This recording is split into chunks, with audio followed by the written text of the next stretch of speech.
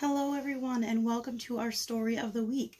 This week we will be reading the fairy tale, The Elves and the Shoemaker. The Elves and the Shoemaker is a fun fairy tale that lots of different authors have written. Mara Alperin is the author of this story about the Elves and the Shoemaker.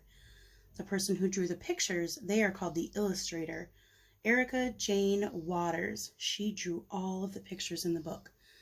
Before we get started on reading, I want you to listen for two words that will be in our story. Elves. E-L-V-E-S. Elves. Elves are small helpers. You maybe have heard of some elves in some other stories. In this story, the elves are small helpers. You're also going to hear the word cobbler. That's C-O-B-B-L-E-R.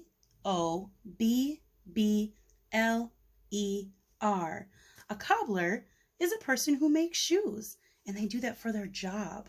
Let's start by reading The Elves and the Shoemaker, and you can let me know on Seesaw what you think of this story.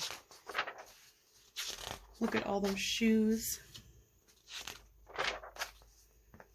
In an old and shabby shoe shop, there lived a cobbler. There's that word, cobbler. That's a person who makes shoes. The cobbler's name were Stan and his wife Jan. Though they were very poor, they were very happy, for they loved to make shoes. Shoes for walking, shoes for jumping, shoes for skipping, and best of all, shoes for dancing. These are the shoes for walking, shoes for jumping, shoes for skipping, and shoes for dancing. Every day, Stan and Jan worked hard making shoes for their little shop. And every evening, they slipped on their favorite dancing shoes and waltzed the night away. The villagers loved to watch them dance, and before long, people young and old whirled and twirled through the door to join in. All summer long, the shoemakers danced, sharing their joy with everyone around them. But soon, bitter winter came, and as the weeks passed, fewer and fewer customers stopped by to buy shoes. The shop grew quieter and quieter. "Whatever will we do?" worried Stan. "Soon we will have no money left and no more firewood." That night, Jan and Stan huddled by the tiny fire, their fingers too cold to sew and their feet too frozen to dance. "Oh, let's go to bed," Jan chattered. "Perhaps we'll think of something in the morning." But in the morning, they woke to find the most magnificent pair of shoes. Leaping laces! "Who made these?" marveled Stan.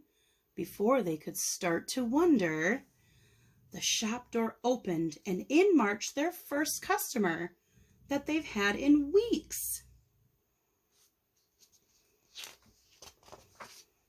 "Good day," cried the customer. "My name is Sir Flumby. I spied these splendid shoes in the window and I simply must have them." The shoes fit perfectly. So Sir Flumby paid Stan a handful of gold pieces and skipped merrily away in his new shoes. Delighted, Stan went to the market to buy supper and firewood, and that night the shoemaker and his wife danced with joy once more. The next morning they found, to their amazement, 3 new pairs of shoes, even more stunning than the last. 1, 2, 3. 3 pairs. A pair is 2 things together. So there are 3 pairs of shoes. Stan and Jan could not believe their eyes, but just then, "Greetings, shoemakers. I'm Sir Flipsy Flopsy, and I've heard tales of your marvelous shoes." "Why, They're even more fabulous than I imagined, he bellowed. I shall buy them all, one pair for me, and the others for my horse Toby. So Sir Flipsy Flopsy filled the shoemaker's pockets with gold coins and galloped off. From then on, there were shiny new shoes every morning. Soon the shop was warm and cozy, bustling with customers day after day. One day Jan said, "We still don't know who is helping us. I wish we could thank them." Then Stan had a wonderful idea. Why don't we stay up to find out? Look at all the people coming into the store to buy new shoes. So they decided to stay up to find out who was helping them. That night, Jan and Stan hid behind their curtains. They waited and waited and waited until at last, the clock struck midnight. That's in the middle of the night when it's really dark out. 3 tiny elves, there's our word, elves, little helpers. 3 tiny elves slipped in through the keyhole. That's the little hole in the door where you would put a key. That's how tiny they are. And they tiptoed across the room. The elves set to work with a stitch, stitch, stitch and a rap-a-tap, tap. And as they worked, they sang, "We love jumping, leaping, prancing. We were sad when you stopped dancing. So in we creep while you're dreaming, making new shoes bright and gleaming." All night the elves sewed until the sun began to rise. Then, quickly and quietly, they popped back out through the keyhole. Stan and Jan were so surprised by what they had seen. "What delightful little elves," Stan whispered. "We must repay their kindness. Let's make them their own little dancing shoes," said Jan.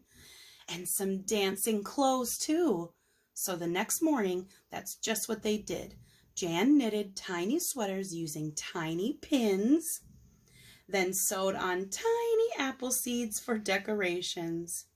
Stan crafted tiny shoes from dandelion leaves. That's a little tiny flower. Then stitched them up with daisy stems. And together they made little pointy hats, finished with tiny little pom-poms. At midnight, Stan left the tiny parcel on the workbench just before the 3 little elves crept inside. And they left a little note that said, "For our special helpers, may you dance the night away. With love, Stan and Jan." When the elves saw their new clothes, they were overjoyed. That means they were so happy. They giggled and wiggled and danced all night in the moonlight. But as the stars faded, the 3 tiny elves tiptoed away and vanished into the night. That was the last the shoemakers ever saw of the elves, but their kindness was never forgotten. Stan and Jan danced every night with their friends, just in case the elves ever returned.